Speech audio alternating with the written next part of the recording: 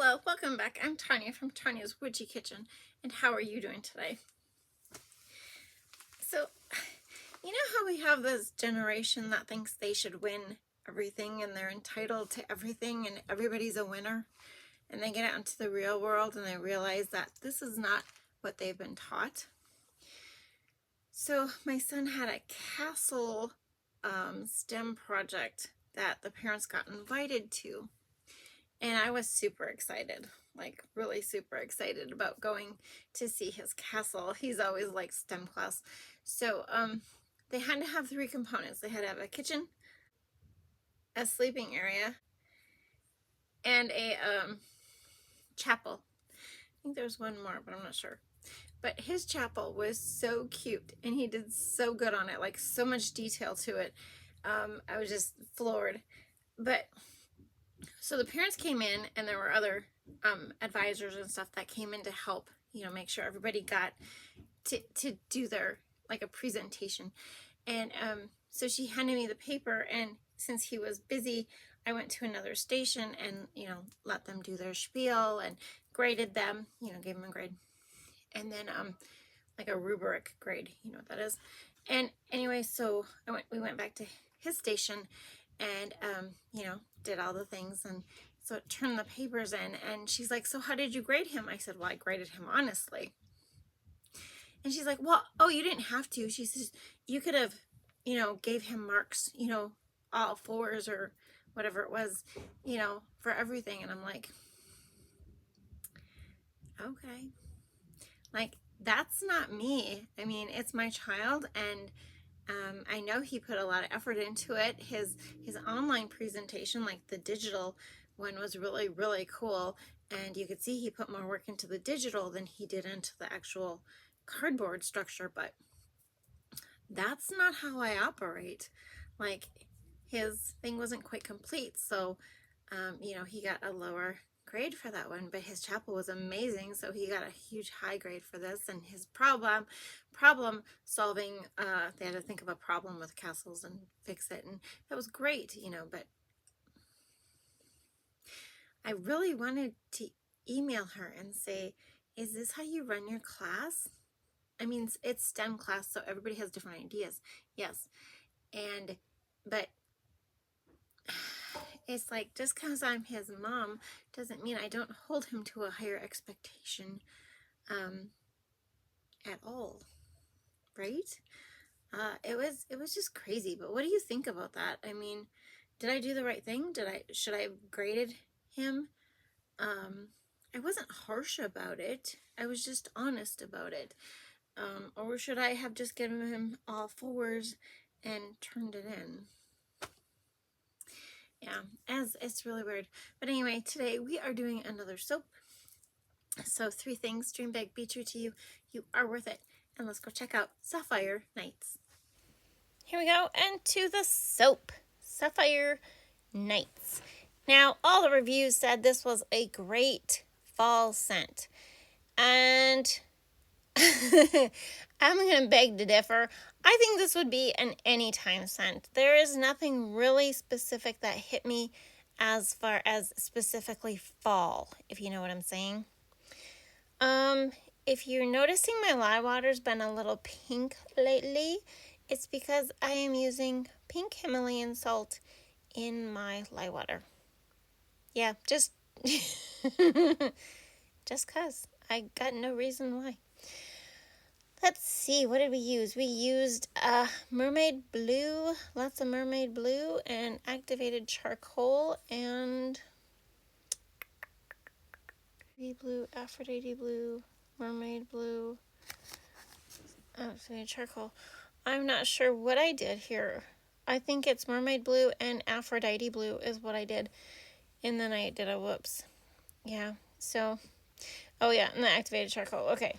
I was like, what am my notes are all over the place. That's what happens when you, you make 3 or 4 soaps at a shot and, you don't take very good notes while you're doing it. I try to. I really do.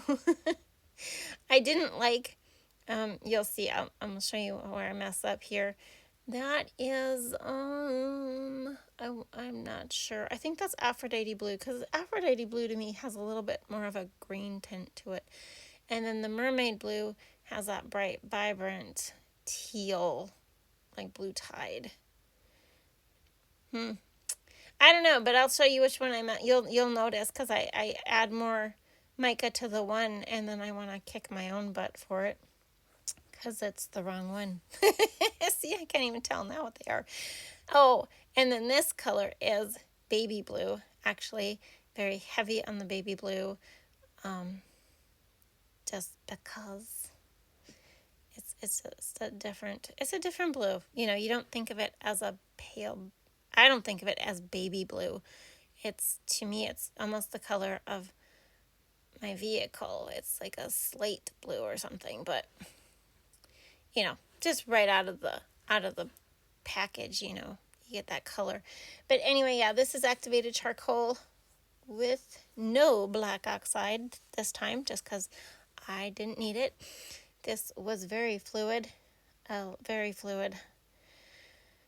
Sometimes I'm too fluid. I know that's not a thing, but in soap making it is. Especially when you're doing one of those fragrances that's like it's supposed to thicken up and you're just like prepping everything for it and then it doesn't. And then you're panicking because it's not doing what it's supposed to do. Okay, sorry. But so on the bottom, all the black color goes on the bottom and it's going to set up for a little bit. Hopefully. As much patience as I have to let it set up. Literally, I didn't let it set up fully, but that's okay. Here I will show you. I think I was mixing this and I was thinking it was, that looks more like the Aphrodite blue. Doesn't it, you guys? Yeah. But anyway, yeah, so then I'm like looking at it thinking it's the blue tide, or, well, blue tide, mermaid blue, they're the same color, really, almost. It's a little bit different. But the minute I put that in there, like the second I put it in there, I went, this is the wrong color. That is the wrong color. That is not. Oh my gosh. Yeah, I was like so stupid because the colors were so, I just felt they were too close together. You know what I'm saying? And then I was like, oh my gosh, this is so stupid. Like, I wasn't shading a damn thing, people. I just thought they were just too close together. Yeah, look at that. I'm just like, this is so dumb. So dumb. I literally couldn't tell them apart before, and then I was having problems doing it here. Yeah, so dumb. So then I got smart and I decided, what the heck? I'm not going to waste my mica. I'm just going to add it to the correct. Even though now the Aphrodite blue has a little bit of the mermaid blue in it, I'm just going to add that big hunk to the mermaid blue itself and hope it deepens up the color. I mean, really, what else can I do? I got nothing, What do you do when you make a mistake? You keep on going. Right? That's the only way you learn. You just keep on going.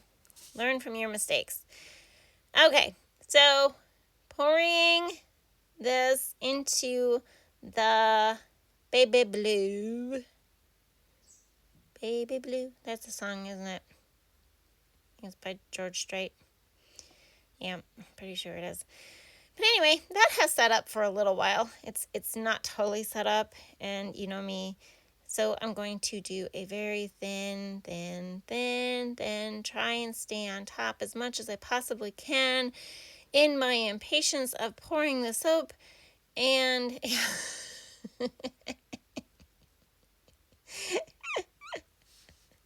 sorry. Yeah, and I decided maybe I should turn it so you guys can see what I'm doing. It's a brilliant idea all the way around. If only I was left-handed. I'm really not, so I was doing this for your benefit. So yeah, I got a little heavy-handed, as you can tell. And it's like, But you can see the colors coming out of the bowl. They are different. You can see the Aphrodite blue is that light teal color. and the mermaid blue is the darker teal color, and the baby blue is that grayish blue. So, I mean, I guess I did accomplish something somehow in the making of messing it up, my colors. Yeah. So just a very light bold swirl back and forth, which distributes the colors in lines. That's how I feel. It won't, because I'm not going literally across the mold. You know, like for the what do you call that? Angel's Orchard. That one's got lines all over. This one was just literally just not even. I just wanted it to set on top of the black as best as it could. On top of the black. The thoughts of the bar was, since it's Sapphire Nights, I wanted maybe I didn't pick the very best colors. I should have, but you know, like the blue sky where the sun's shining in, and I probably should have had a little pink, probably something more like I did with the Harvest Moon, but then I didn't want it the same. You know, you have all these things, and so I just stuck with the teal, kind of like a almost like an ocean, which makes absolutely no sense when you're thinking of Sapphire Nights, but that's okay. And then just for the top, I put some eco glitter on top, and decided to add some waves. So, you know, I picture it above water. You know, even though the bottom is dark, it's like it's, you know, reflective of the water. I don't know. It's when you're creating soap, sometimes it isn't, it's not realistic. It's kind of like when my daughter was in kindergarten and it was teachers' conferences, and the teacher was like, you know, your daughter's not very realistic. You know, she painted the roof green of her house and the outside purple. And I said, ooh, that is pretty, isn't it? Very pretty. And I told her, I said, well, she actually is realistic. I said, because we just moved recently. I don't know if it was recently, but whatever. We had moved from a purple house to a house with a green roof. So, yeah, so it was like, don't kill her creativity. And that is literally, she wasn't wrong. That was what, you know, if you put the two houses together, that's what they look like. But that also leads up to the whole question of, what was I supposed to do with this teacher? You know, like she's telling all the parents that they can grade their children however they want. They can give them all a perfect score. Now, I have a problem with that because, for example, my grandson was talking about a child in his class. He's in elementary school, upper elementary school, and this child cannot stand to lose. Okay? No matter what they're doing, if it's dodgeball, if it's, you know, a game in the classroom or whatever, he cannot stand to lose. And it's like when my kids were little, we played Candyland a lot, you know, to learn their colors. And, you know, they hated losing. But I mean, when you're playing with a 2-year-old, of course they want to win, you know, and get to the castle before you. But you know what? They need to learn that they're not always going to win. They're not always winners. They're not going to always come out on top. And it was a very hard lesson. Some of them, out of my 5, most of them picked it up pretty quickly. I think my youngest, for sure, he did not like losing. But, you know, it's just a fact of life. It really is. And for this teacher to be like, oh, you can give your child a perfect score, it's kind of like, but he didn't deserve a perfect score, you know? So why would I don't know. I mean, I told him I was really proud of him and loved his chapel and loved his online design, you know. But there were a few things, you know, that he didn't quite finish or do according to the grading thing. And I just felt like I'm not going to coddle him, you know. You do the effort, you put the work in, yeah, you get a great score. you didn't do something, you don't get a full credit. That's life. I mean, these kids, they should be taught that right now. And as always, here are the fragrance notes for this bar. Like I said, it just doesn't seem fall to me. Here are the bars right after I cut them. And here are the bars right after they are cured. And as always, I hope you had a good time. Thank you for dropping by. And I will see you next time. Bye bye.